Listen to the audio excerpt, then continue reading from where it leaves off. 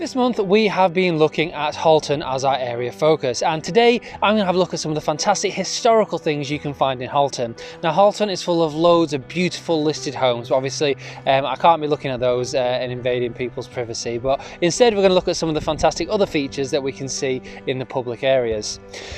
As you might recognise, I'm currently stood on what used to be the railway bridge going over the River Loom. Now this was built in 1880 for the Midland Railway. Funnily enough, part of this bridge is actually in the Halton parish and the other half is in the Caton parish.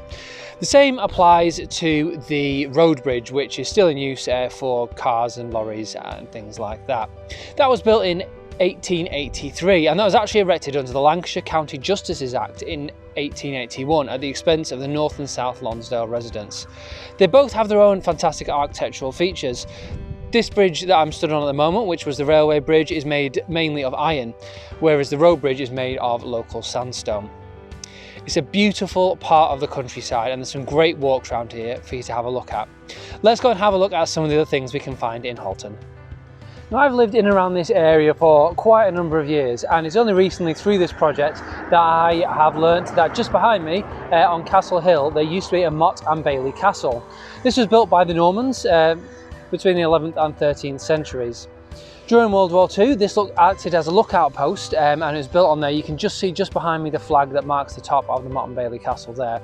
It acted as a garrison fort during the offensive raids. It's a strategic position. You can see right down the Loom Valley on this sort of high up point. As you can see, the views around from here are fantastic.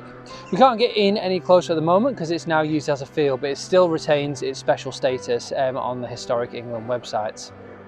Over 600 Motte castles or Motte and Bailey castles are recorded nationally, with examples known from most regions. The Motte and Bailey Castle at Halton is one of a series of such monuments flanking the Loom Valley and is thus of particular importance in contributing to an understanding of the post-conquest land settlement and development of feudal system in the area.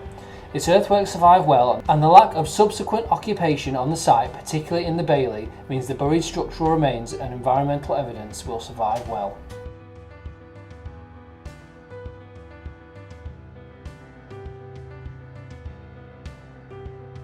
Here I am at the beautiful church of St Winifred. As you can see just behind me, it's a fantastic church with some beautiful features. Now most of it was built in 1876 to 1877 by Austin and Paley, some famed architects from in and around Lancaster. However, it is rumoured that the West Tower, which you may just be able to see in the top there, is actually from as early as 1597. This churchyard is full of some beautiful historic and listed features. Let's go and take a look at them.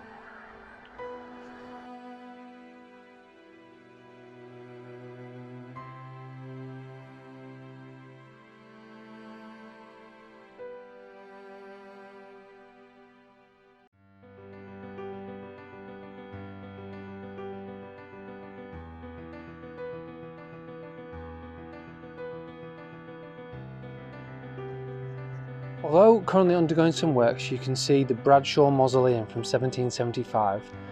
It's decorated very intricately, although it's currently being renovated.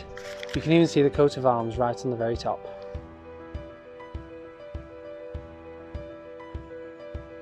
Although it has sadly seen better days, this sundial is a listed feature. It's from 1635 and it's said to be inscribed to say, "For St Wilfrid's Church at Halton 1635." It also had the Latin phrase "peruvant et impuntata," which means they, the hours, pass away and are yet to be accounted for, which means the past vanishes but it is evident in our increasing age. The final listed feature we're going to look at today is this high cross in the graveyard.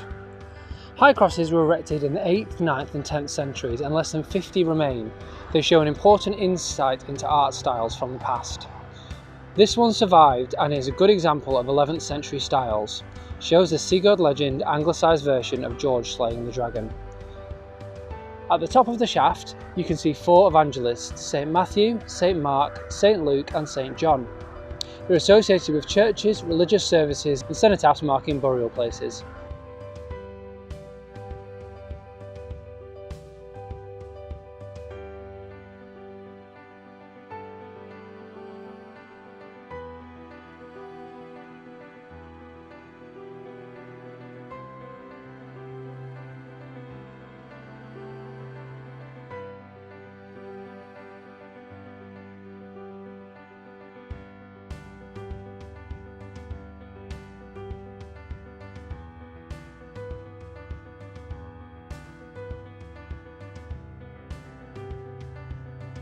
Today I've only touched on a few of the beautiful historic features in Halton. This picturesque village is nestled amongst fantastic countryside.